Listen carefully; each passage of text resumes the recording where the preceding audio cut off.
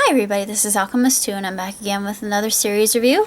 I just recently watched the latest episode of Mr. Robot.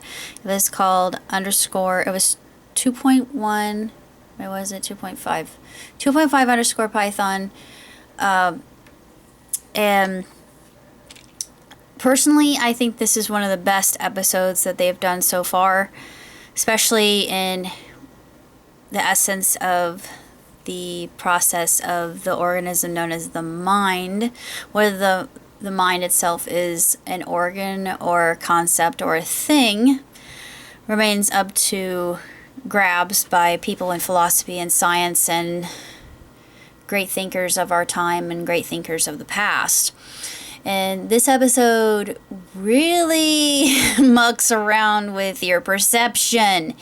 And we're introduced to the Lady of Time. Personally, I think it was White Rose, because from what we've seen before, it seemed that maybe that was White Rose, perhaps, but she was talking to Allison, and just her being in that situation, it was very intriguing because there were a lot of things I noticed, especially about where she lived. Her house was very monochromatic, except for the pictures on the walls, and the faces were redacted. They were blocked out with cubes of color, and I thought, is that the only color that they have in the house? And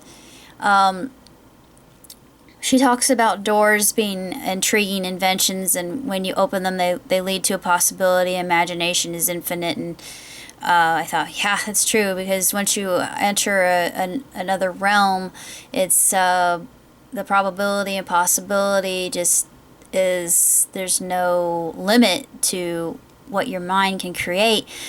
And yet she was stopped by the prospect of the actual knob of the door and not having the ability to exit.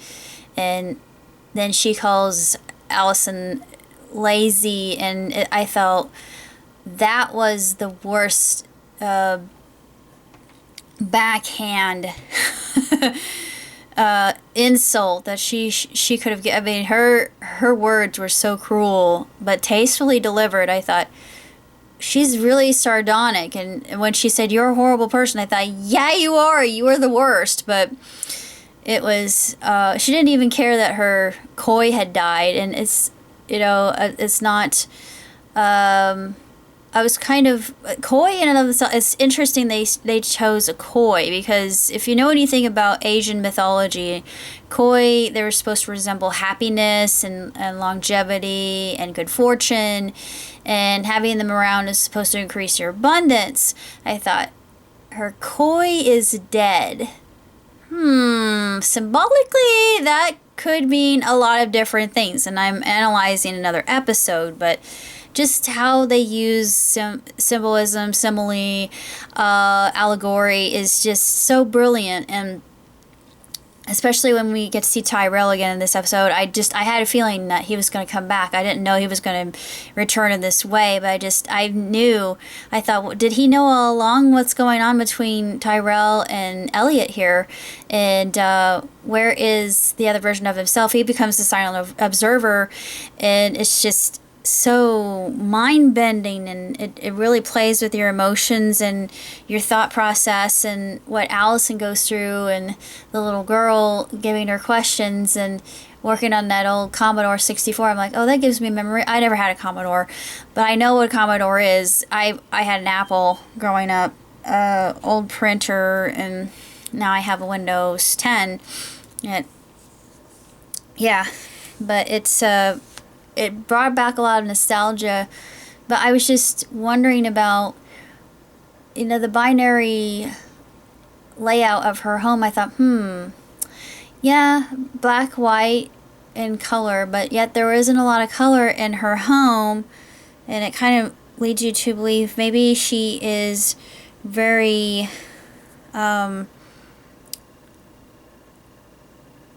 one-sided, or she only sees things in two ways. She doesn't have many options from which to choose. I I'm not sure how to say this. It's just, I'm not a psychologist or a psychiatrist, but it's just very fascinating the way they delve into these characters, and they have their multi-dimensionality.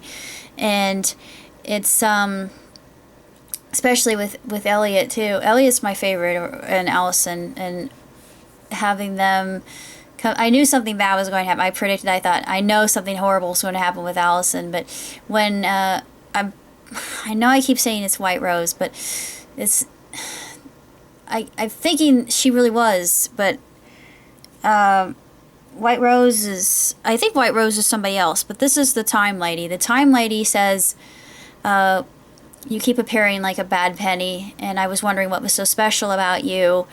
And then you should have died 90 days ago, but yet here you are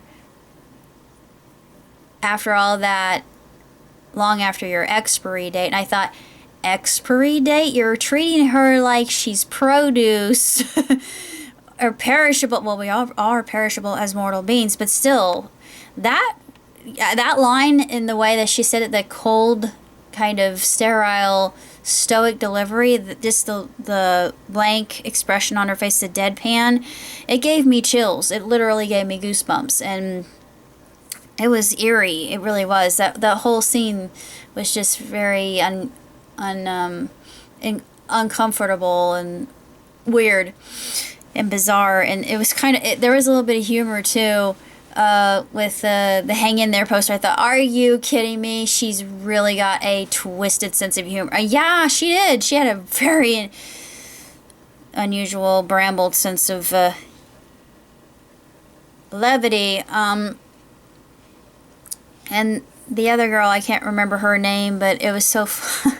It was so fun. I like this particular part. I wish I could remember her name, but she's the one that Elliot had been working with. But she's talking to Cortana, and Cortana is talking back to her, and it kind of reminded me of TBBT when Raj has this conversation with Siri before he has this selective mutism, and he can't talk. He finally has the chance to actually meet the voice of Siri, and he's just, his tongue is glued to the palate of his mouth, and yeah, it brought back to mind that. And even though that was funny, it's like, Cortana, what's your favorite color? I find infrared to be very pretty. And and then she says, Cortana, what is it? Cortana, what color are your eyes? I don't have eyes, but I do have a variety of colors in my palette. And then she says, Cortana, do you love me? I do not feel, what was it? I'm not programmed. I think I'm not programmed to experience. I'm not programmed to feel this emotion, or I forget what she says, but it's I was watching that scene and I was laughing my butt off because it was so good, but it actually was tragic in a way, because I thought, she only has Cortana to talk to, and then she says, good night, Cortana, and then Cortana has a kind of unusual sense of humor too. She says, good night, sleep tight, don't let the bed bugs bite. And that was really quite adorable. I thought, if Cortana were a person, they'd be the perfect couple. I ship it, don't flame me. This is just one more episode for the finale, and I have an idea what it's going to consist of, and I'm thinking we'll see where my theory goes. I'm perceiving that it's going to be Tyrell and Elliot, but I'm not sure how.